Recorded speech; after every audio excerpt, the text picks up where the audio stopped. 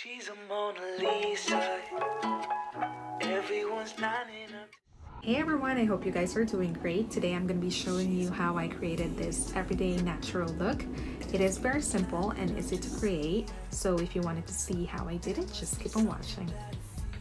So I already washed my face, and now let's prep my face with Chalotte Tilbury's Magic Cream.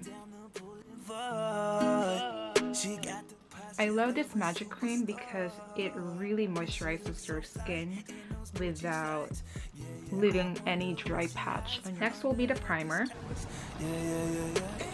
I put it around my nose and underneath my eyes because every time I put my concealer on, that's where everything creases. Since I am trying to create a natural glow, I am going to be using Charlotte Tilbury's Wonderglow. There must be something that features. You'll find the beauty. For my forehead, I am focusing on the center part and then I blended it outward. I am using the Hourglass cream foundation or stick foundation. This is medium to light coverage. As you can see, I have pimples. So I just try to focus on those areas, blend it. So when I blend, I just pat it on instead of rubbing it. You just wanted to make sure that the foundation's not going to move, so you just pat it around. I blend my foundation for at least 5 minutes and then I proceed with my all-nighter setting spray. I use a good amount of my all-nighter after I put my foundation in to help it set my foundation on. So before I put my concealer, I start with this light boost. I just put it in the inner corners of my eyes. I drag it down to my cheek and then I blend it across my under eye. The more you blend, the more flawless or seamless your face would look. So for my concealer, we're going to focus where my dark circles are.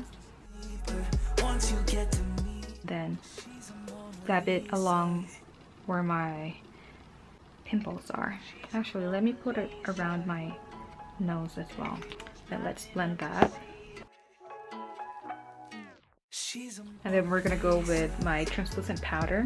This was the first product that I used from their line. For my eyebrows, I start with the regular spoolie before I fill it in. I start off at the bottom of my brow, going outwards. So I kind of line my brows first before filling it in.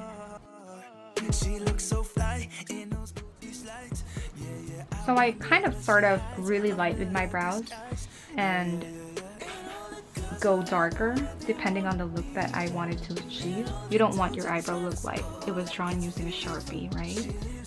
So there's just a regular spoolie. I typically do this when I feel like I put too much product onto my brows.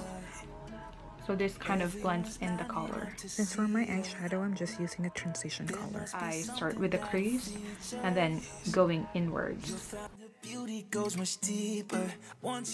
So just like with my brows, I start off really light and I just build the color as I go along. Because I just want to make it look very natural as possible. So for the bottom of my eyes, I am using the same color. I won't be using any eyeliner. So it's the same colors I put on my lids and I just swipe it along my lash line. I put more color on the outer corners of my eye and then less color on the inside. Then for my eyelashes, I use 2 coats of mascara. We'll do the same thing at the bottom. Don't put too much on the bottom, just like a very tiny amount. Then I put setting powder all over my face before I proceed with the highlighter. I do a very small amount, just like that. And I dab it where the sun hits my face. I put it on my cheekbone, going towards my temple. And then I put the excess onto the tip of my nose and my forehead. To warm up my face, I will only be using a bronzer. And then I just kind of build the color from the outside going inwards. And then onto the temples. I made sure I put a really good amount onto my jawline so my face would look three-dimensional. For my lips, I start with the lip liner followed by the lipstick. So I put it on the center.